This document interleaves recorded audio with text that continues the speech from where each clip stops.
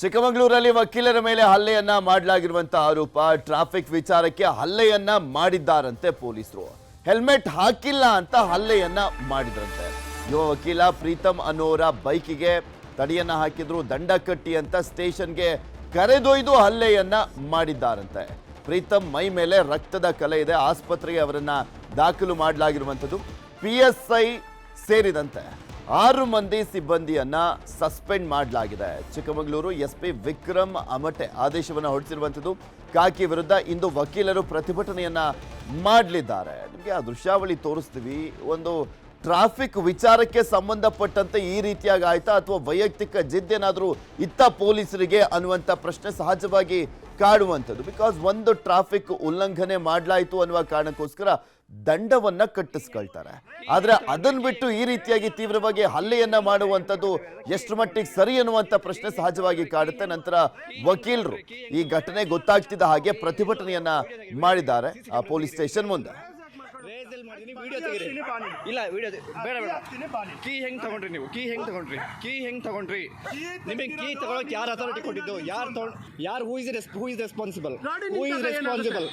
ಆಯ್ತು ನೀವು ಫೈನ್ ಕಟ್ಟಿ ಬನ್ನಿ ನೀವು ಗಾಡಿ ಕೀ ಹೆಂಗ್ ತಗೊಂಡ್ರಿ ಫಸ್ಟ್ ಅದೇ ಹೇಳಿ ಕೀ ಹೆಂಗ್ ತಗೊಂಡ್ರಿ ಫಸ್ಟ್ ಹೇಳಿ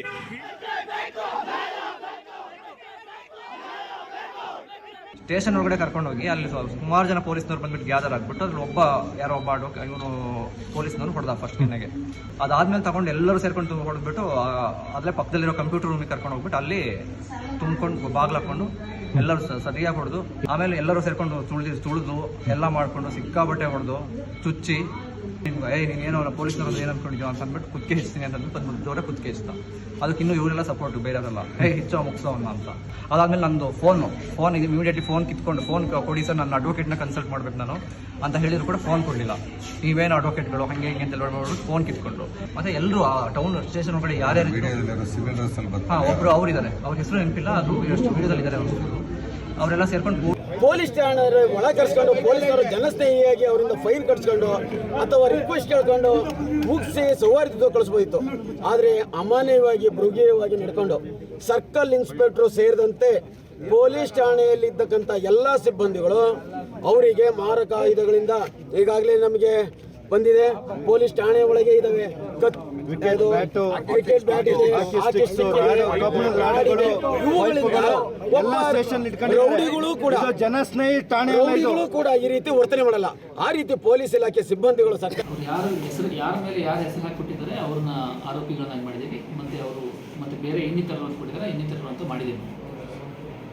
ಅದಕ್ಕೆ ಸಂಬಂಧಪಟ್ಟಂಗೆ ನಮ್ಮ ಏನು ನಮ್ಮದು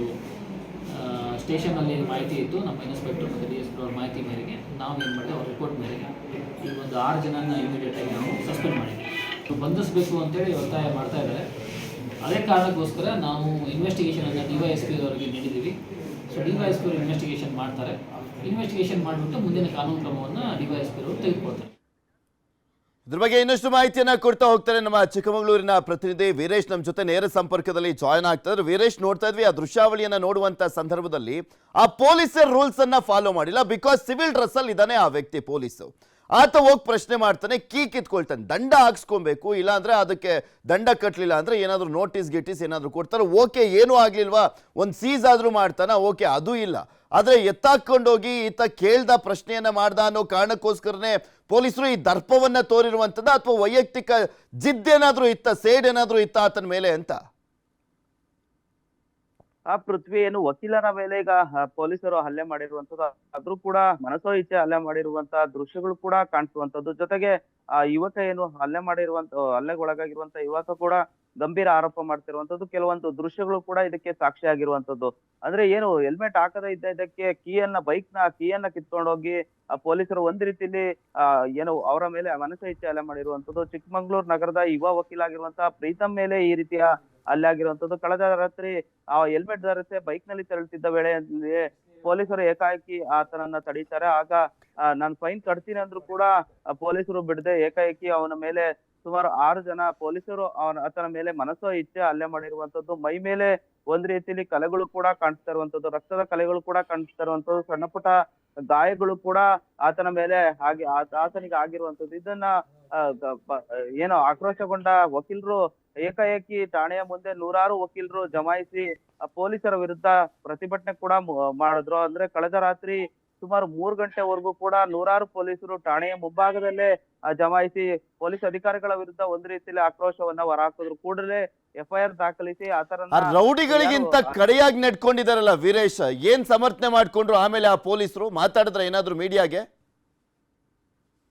ಆ ಪೊಲೀಸರು ಸಿಕ್ಕಿಲ್ಲ. SP ಅವರು ಈ ಸಂಬಂಧ ಮಾತನಾಡಿರುವಂತದ್ದು. ಈಗಾಗ್ಲೇ ಏನು ಈ ರೀತಿ ವಕೀಲರ ಮೇಲೆ ಹಲ್ಲೆ ಮಾಡಿದಂತ 6 ಜನ ಸಿಬ್ಬಂದಿಗಳನ್ನ ಈಗಾಗ್ಲೇ SP ಅವರು ಅಮಾನತು ಮಾಡಿ ಆದೇಶ ಕೂಡ ಹೊರಡಿಸಿರುವಂತದ್ದು. ಓರ್ವ PSI, ಓರ್ವ ASI ಮತ್ತೆ ಓರ್ವ ಕಾನ್ಸ್ಟೇಬಲ್ ಮತ್ತೆ ಜೊತೆಗೆ 3 ಜನ ಕಾನ್ಸ್ಟೇಬಲ್ ಗಳನ್ನ ಈಗಾಗ್ಲೇ SP ವಿಕ್ರಮ್ ಅಮಟೆ ಅವರು ಅಮಾನತುಗೊಳಿಸಿ ಆದೇಶ ಹೊರಡಿಸಿರುವಂತದ್ದು. ಈಗಾಗ್ಲೇ ಇವರು ವಿರುದ್ಧ 307 ಸೇರಿದಂತೆ ವಿವಿಧ ಪ್ರಕರಣದ ಅಡಿಯಲ್ಲಿ ಈಗಾಗ್ಲೇ ಅವರ ವಿರುದ್ಧ FIR ಕೂಡ ದಾಖಲಾಗಿರುವಂತದ್ದು. ವಕೀಲರು ಈಗಾಗ್ಲೇ ಪೊಲೀಸರ ವಿರುದ್ಧ ಒಂದ್ ರೀತಿಯಲ್ಲಿ ಪ್ರತಿಭಟನೆ ಮಾಡ್ತಿರುವಂತದ್ದು. ಈಗ ಇಂದು ಬೆಳಗ್ಗೆ 9 ಗಂಟೆಗೆ ತುರ್ತು ಸಭೆ ಕೂಡ ಕರೆದಿರುವಂತದ್ದು. ಕೂಡಲೇ ಅವರನ್ನ